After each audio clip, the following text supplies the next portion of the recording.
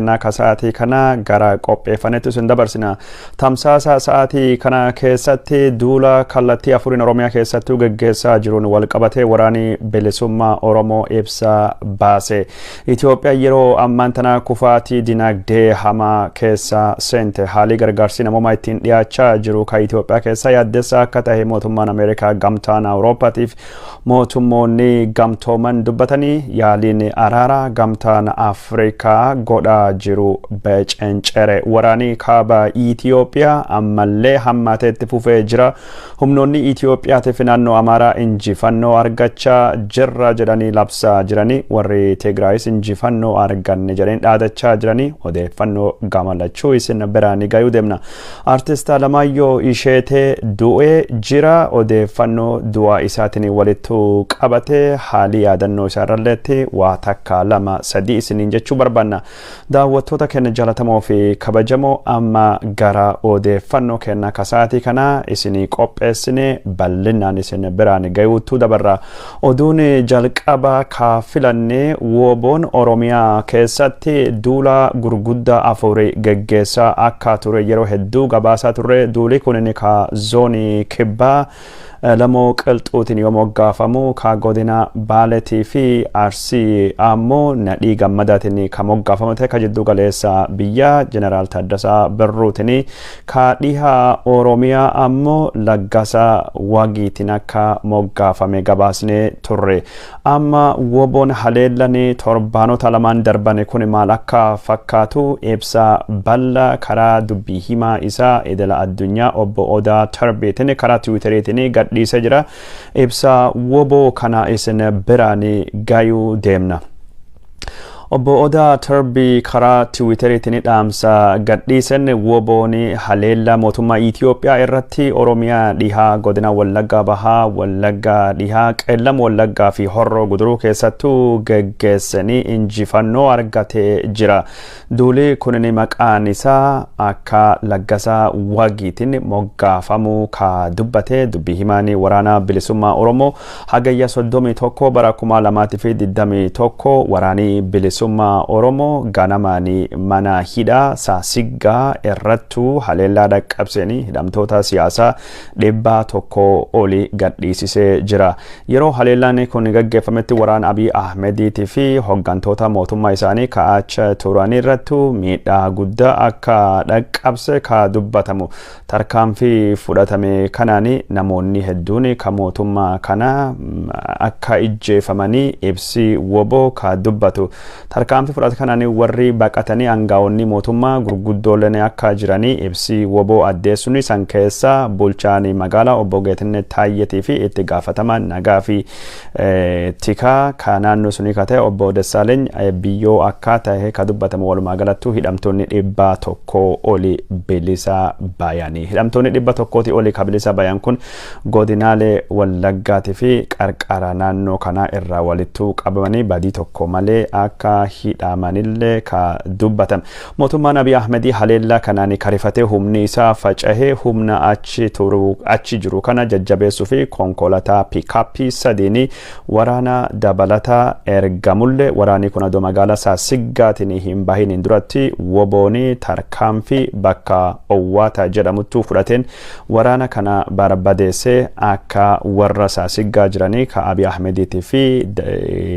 deeggarsa hin kennine godhee jira. Kanaani walittu qabatee gareen bira ka Abiy Ahmedii angare guute bakka jedhamu irraa gara Saasiggaattu ergamee bakka Afata jedhamu mandara jaha odoo Saasiggaan hin bayinu haleellaa WBO'n dhaqqabseen warri kunilleen barbadaayanii jiranii jedha. Haleellaan kun ka dhaqqabe hagayya 31 ganama keessa yoo taatu waaree duuba gara sa'aatii 2 yookaan ammoo herrega Itoophiyaa gara sa'aatii 8 waraanii Abiy Ahmedii ka bakka Ukkee jedhamu isaanis marfamanii miidhanii guddaan irratti dhaqqabanii hedduun akka du'anii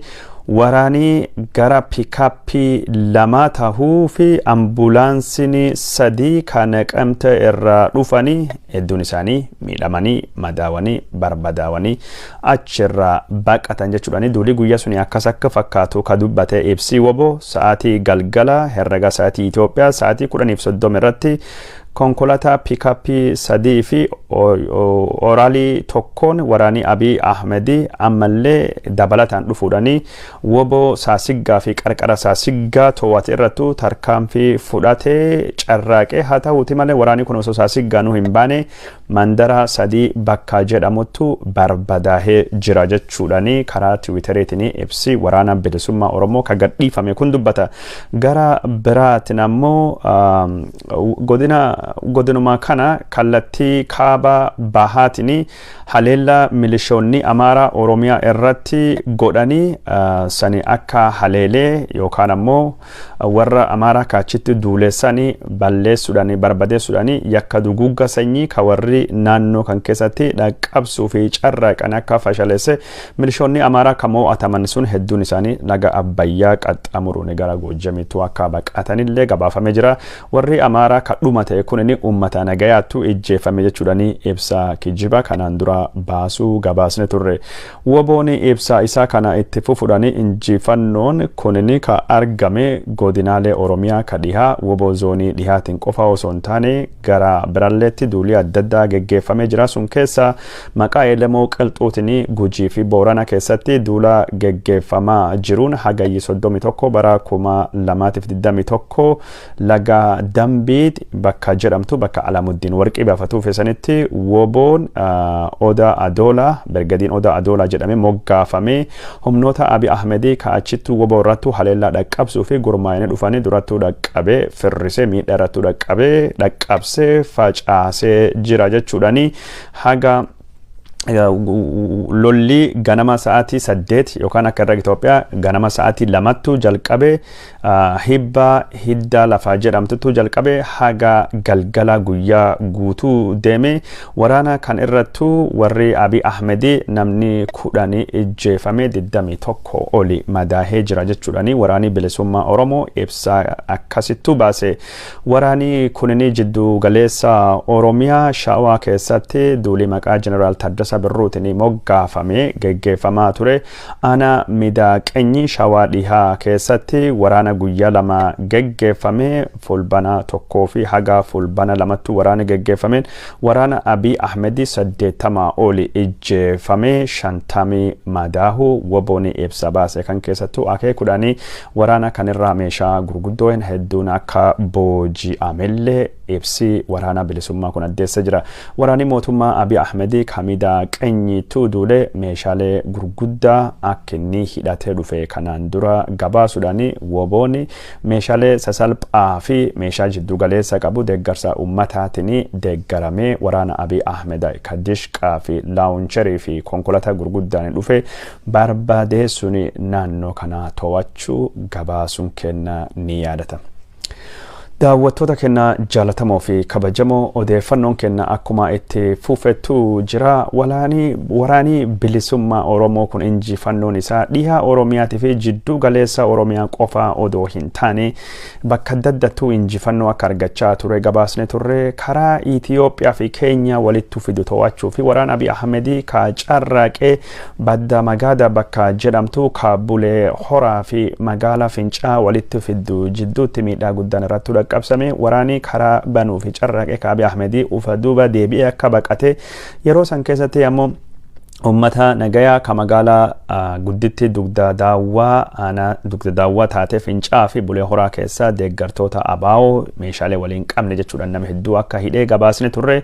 Asii jiddu galeessa biyya godina Arsii Gololchaa fi Dirree Hincinni Shawaa dhihaa keessatti injifannoo woboon argachuu gabaasne turre. Woboon yeroo ammaan tana haamileen isaa akka malee guddaa dirree hundaaniyyuu waraana banee cimsee itti fuufuni Oromiyaa dhiyoo kanatti cunqursa mootummaa Abiy Ahmedii jala bilisoomsina jechuudhaanii dirree adda addaa irraa warri waraana bilisummaa Oromoo ka odeeffannoo kana nu biraan gayaan dubbachuu gabaasuun kenna ni yaadatama. Gama biraatiin warri Tigraahii magaalii Waldiyaatii fi Soqoxaa fi magaalonni naannoo Amaaraa kan mootummaan Amaaraa qabanne jedhuu fi odeeffannoon injifannoo dhaaraa jechuudhaani waraanii kunini Walloo kaabaa guutumaa guutuutti humnoonni ittisaa Tigraahii waan to'atanii jiraniif gara Walloo kibbattuu faffaca'uudhaani waraanii guddaan yeroo ammaan tana naannoo Walloo kibbaa magaalaa Daseetii fi Kombolchaa qabachuu fi warra Baabboo fi Teguldaarettuu geggeeffamaa jira jedhama. Waraanii warra Baabboo fi Sagal bakka jedhamuttuu geggeeffamaa jiru. Raayyaa ittisaa biyyaa ka Itiyoophiyaatii fi milishoota Amaaraatii fi Faannoo irratti miidhaa guddaa dhaqqabsuudhaan dhiyoo kanatti magaalaa Daseetii fi Kombolchaa to'annoo jala oolfachuu dandeenya jechuudhaan akkasittuu ibsa baasanii. Waraana Walloo kibbattuu geggeeffamaa jiru jedhamu keessatti magaalota Daseetii fi Kombolchaa weeraruun duratti uummata nagayaa amansiisaa jirra. Miidhaa waraanii kun dhaqqabsuu xiqqeessuu fi jechuudhaani warri Tigraahii akkasittuu ibsaa kennaa jirani. Gara biraatiin ammoo dirree Affaariitiin waraanii gurguddaanii geggeeffamaa akka jiruuf mootummaan Abiy Ahmedii diroona fi xayyaaranii humnoota ittisaa Tigraay irrattuu haleellaa dhaqqabsee jira. Haleellaan kunini miidhaa womaatu waraana keenya irratti yookaan miidhaa guddaa hin geggeessine garuu uummata nagayaa irrattuu miidhaa dhaqqabsee jira jechuudhaani maddeen humnoota ittisaa Tigraahii wajjin walitti dhufeenya qabanii dubbatanii jiranii. Mootummaan Abiy Ahmedii karaa Affaariitiin kaaduulee humnoonni Tigraahii milishoota Affaariitii fi raayyaan ittisa biyyaa barbadeessee jira jechuudhaani akkasittuu dubbachaa jiranii. Warri Tigraahii karaa hundaaniyyuu injifannoo argachaa jirra. Karaa daangaa Suudaanii Qimaantii wajjin ta'uudhaani karaa Gondaree Kaabaatii fi Gondaree Kibbaatii fi Walloo Kaabaatii fi Walloo Kibbaatiin injifannoo gurguddaa argachaa jirra. Mootummaan Abiy Ahmedii ka waraana kan dadhabee ijoollee mana barumsa sadarkaa lammaffaa hunda duulchisaa jiru. Injifannoo argachaa hin jiru. Mootummaan kun yoo dhugumaan injifachaa jiraata ta'e lafa to'ate ma hin garsiisne waraana booji'ee maaliif hin garsiisne meeshaalee qabanne jedhan maaliif hin garsiisne jechuudhaan dubbachaa jirani. Gara biraatiin ammoo miidiyaan naannoo Amaaraa meeshaa naannoo Tigraay irraa waraana riphee loltoota Tigraay irraa boojine jedhu suuraan sun suuraa kijibaa tahee jira. Suuraan warri ammaan tana boojine jedhu kun suuraa kanaan dura mootummoonni gamtoomanii meeshaalee waraana jechuun kan miidhaa dhaqqabsuu danda'anii to'achuu fi seera bahee meeshaa walitti qabamee gubate sanii agarsiisuudhaani meeshaa kana Tigraay irraa boojine jedhanii dubbatanii jiranii. Gara biraatiin ammoo suuraaleen adda addaa ka miidhaa dhaqqabee jedhamee garsiifamee televezyiinii Itoophiyaatii fi televezyiinii naannoo Amaaraatiin suuraan sunini miidhaa waraanii Eertiraa Tigraahii keessattuu dhaqqabsu malee kan riphee loltoonni Tigraahii naannoo Amaaraa keessattuu dhaqqabsanii miti jechuudhaani odeeffannoon kun akkasittuyyuu akka dharaa tahillee miidiyaaleen warra Tigraahitii wajjin walitti dhufeenya qabanii fi miidiyaaleen dhimma kana addaan baasanii ka dhuunfaa akkasittuu akeekaa jiran.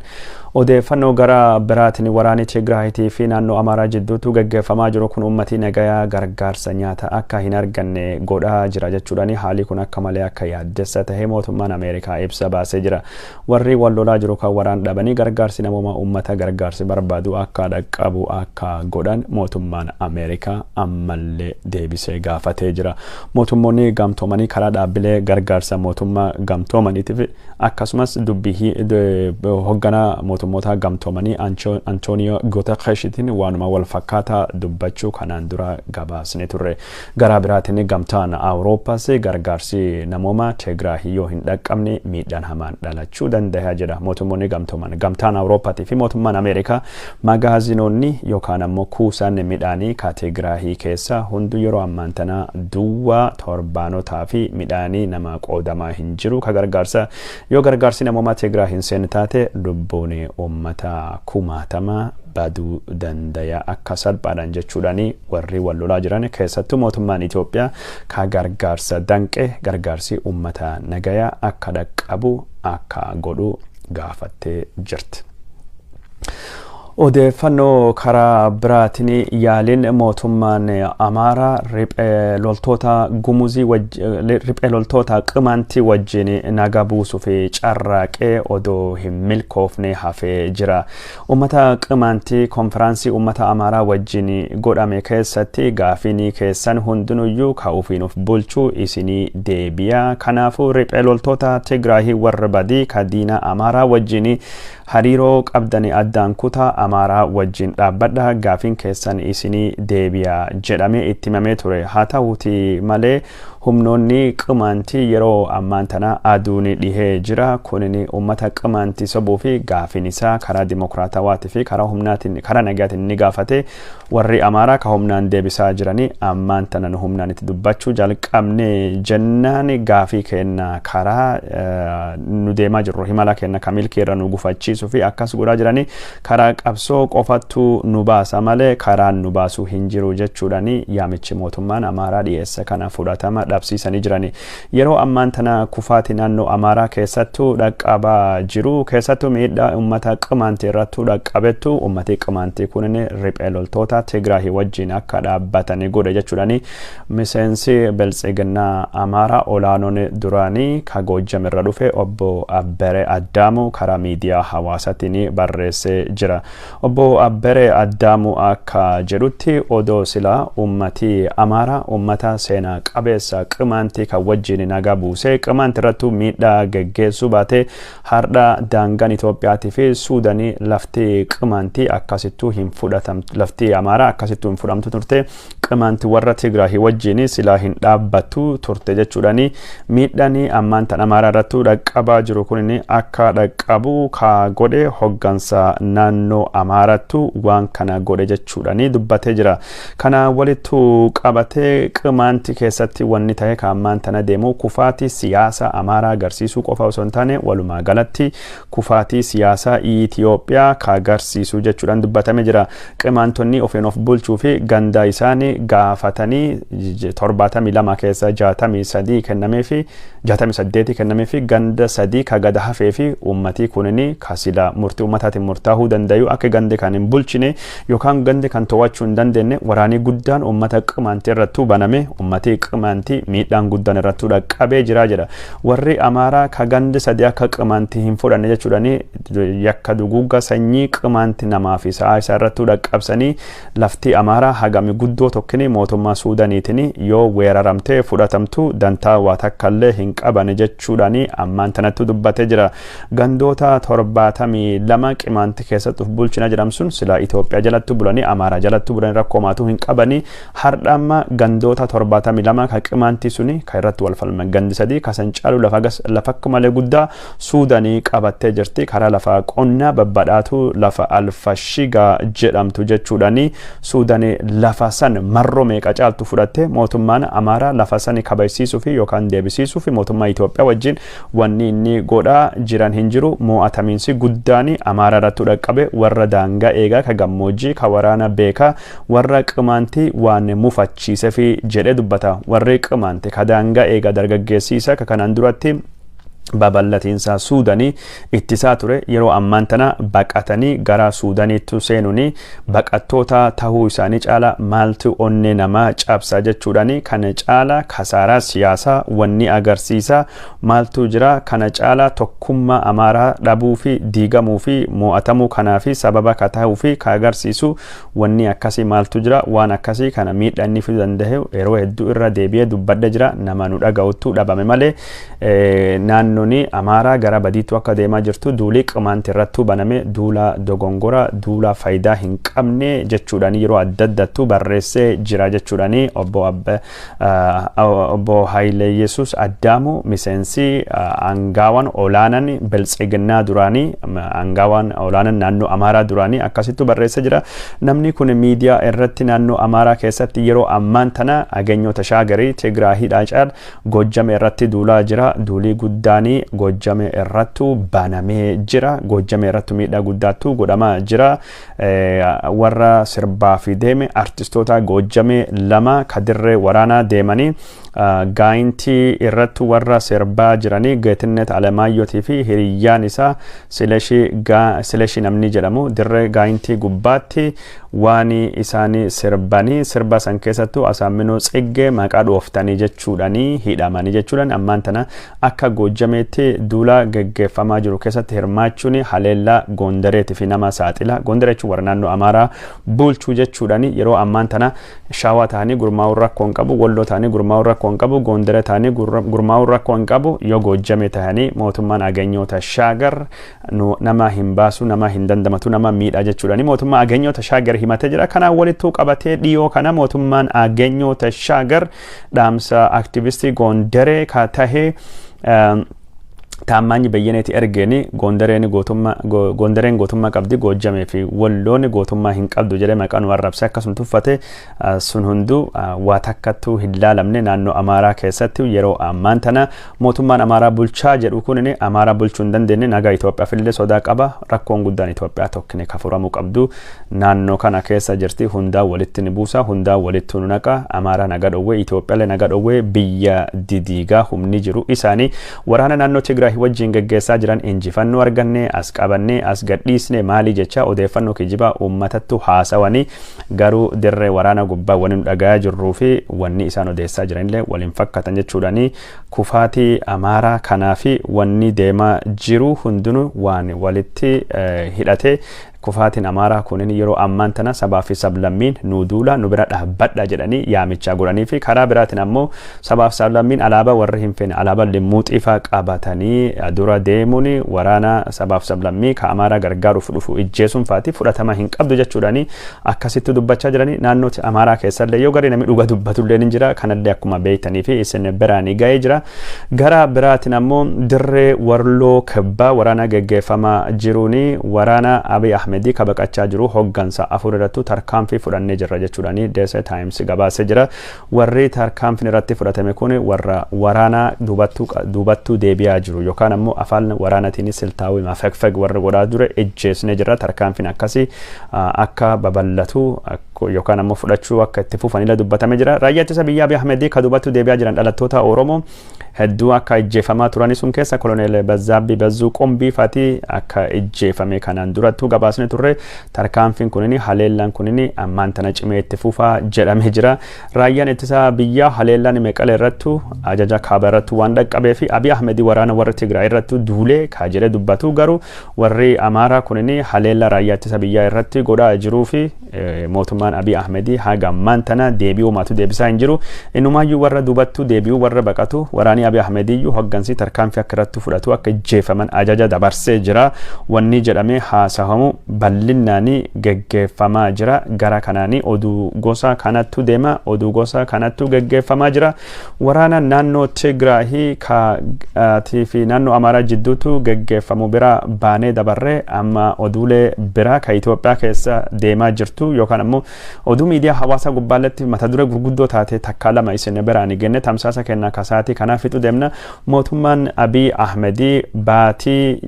baatii ammajjii bara 2021 daayireekteriin Oromiyaa Miidiyaa Neetwoorkii ka tahe gulaalaan olaanaan Oromiyaa Miidiyaa Neetwoorkii haa jedhuuti ka tahe obbo Dejjenee Guutamaa akka Ameerikaan dabarsitee fi kennitu xalayaanii barreessee gaafatee jira. Xalayaan mootummaa Itiyoophiyaa abbaan alangaa mootummaa Itiyoophiyaa namni Tasfaayee Dhaabaa jedhamu irrattu mallatteeffame kunin Dejjeneen yookaan ammoo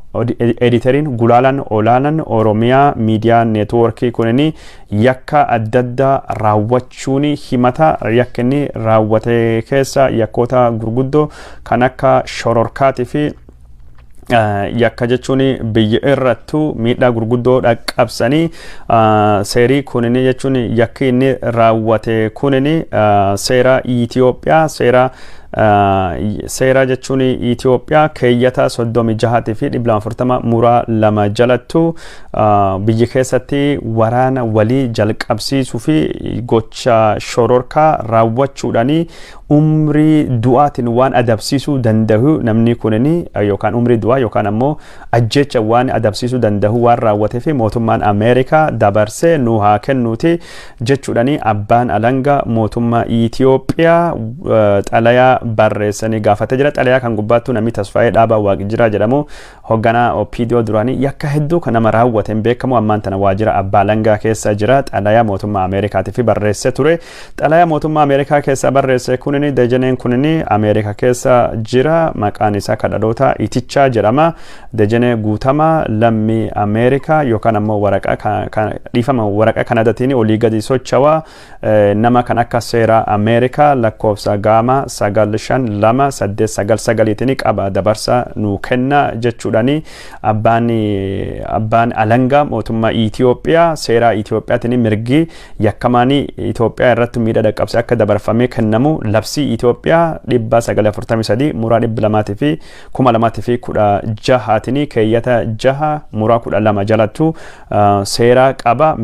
mirga sunin isin gaafanne Ameerikaa fi Itoophiyaan walii galtee yakkamtoota dabarsanii walii kennuu hin qabdu garuu yoo isin Dejenee dabarsanii nu kennitanii gaafa bira gargaarsa mootummaan Ameerikaa kabajamaan kun nu gaafatu fi mootummaan Itoophiyaalleen akka gaariin deebisaa jechuudhaani akkasittuu mootummaan Ameerikaa akka Dejenee Guutamaa dabarsee kennu gaafatee jira. Wanni as keessattuu barreeffame kun waa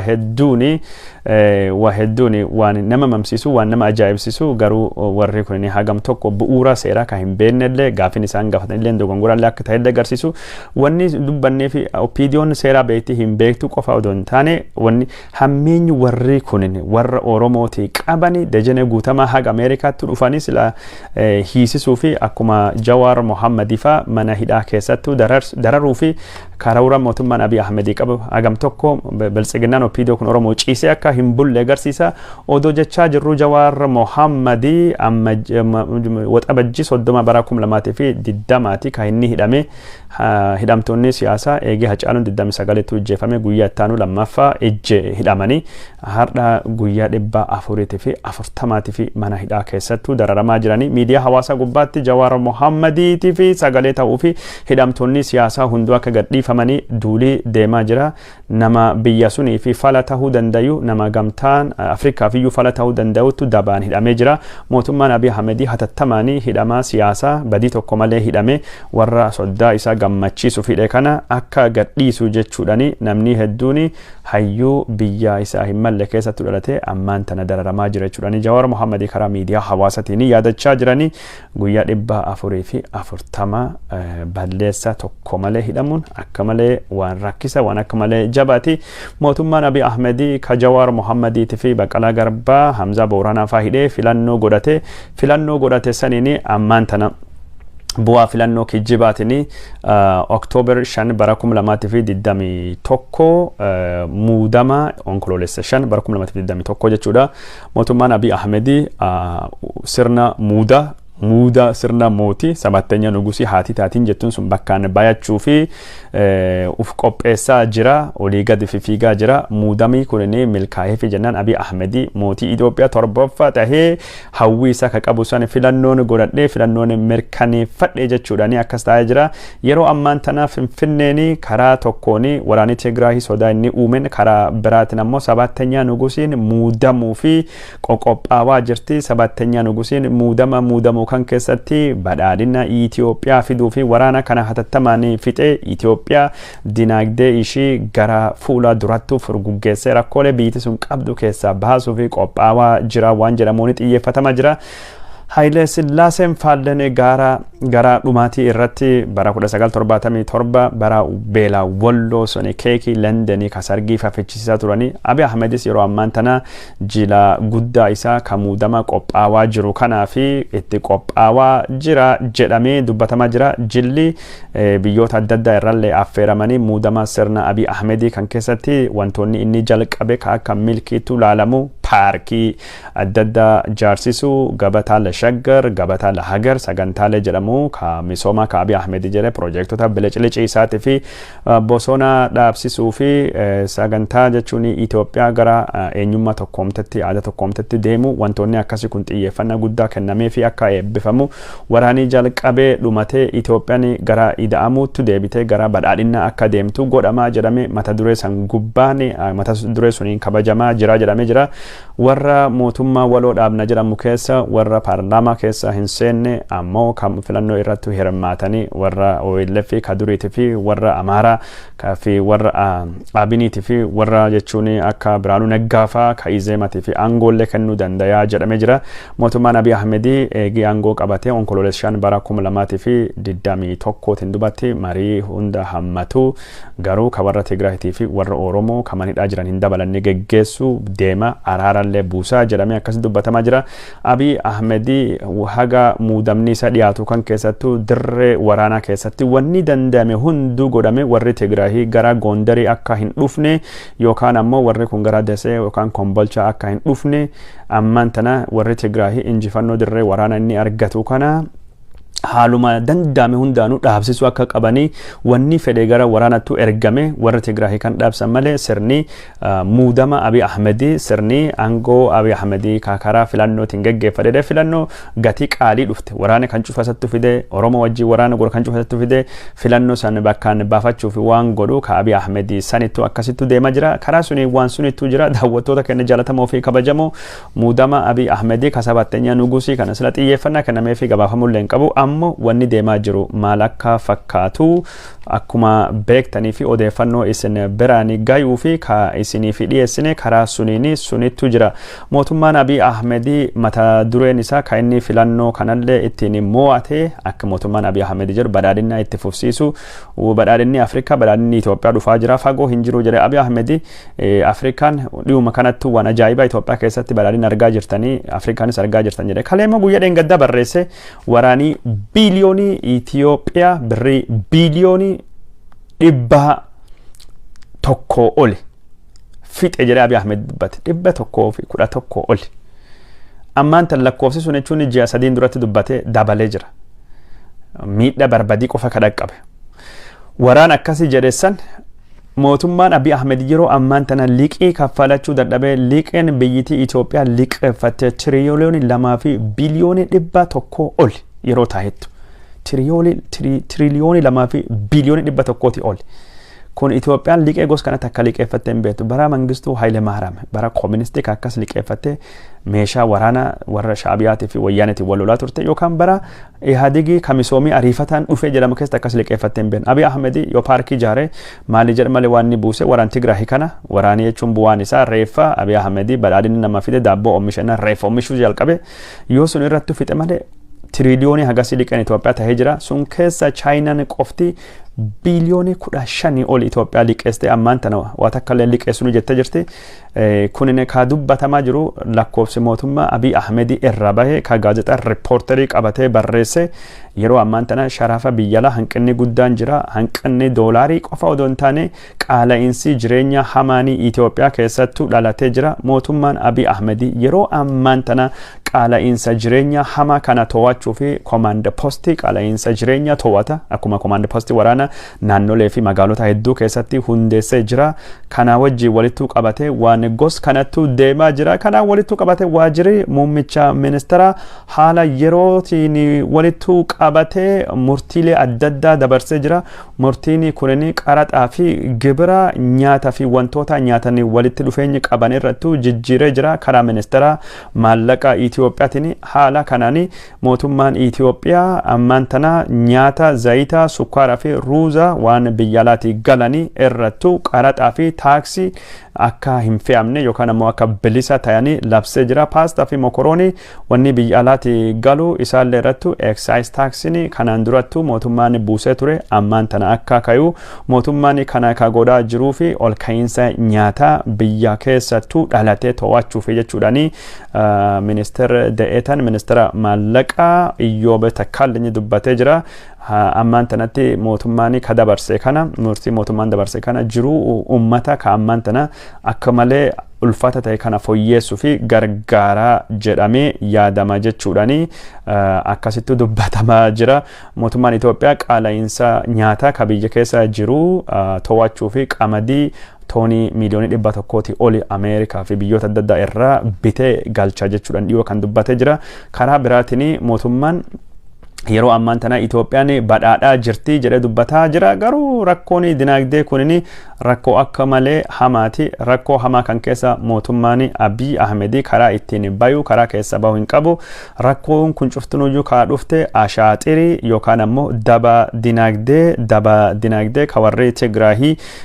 mootummaa Itoophiyaa irratti waan dinagdee to'atanii godhanii fi jechuudhani. Itoophiyaa keessatti hanqinni sharafa biyya lan jiru, Itoophiyaa keessatti hanqinni nyaataa hin jiru, wanni jiru ammoo daba dinagdee yookaan ammoo ashaaxirii ikoonomiitu jira. Waan kan hundaa'in to'annaa kana to'achuu fi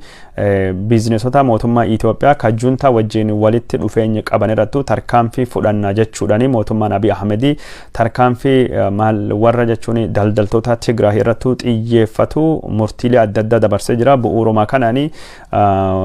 warra jechuun shira dinagdee mootummaa Abiy Ahmed irrattu gaggeesse jedhamanii warra Tigraahii daldala walumaa galatti 50,450 maqaa qabanii warri kunin biyya Itoophiyaa guutuu keessatti daldaltoonni yookaan ammoo dhaabbileen daldala 50,450 cufamanii jiranii. Finfinnee keessatti qofa warri hayyama mootummaa qabanii 1,000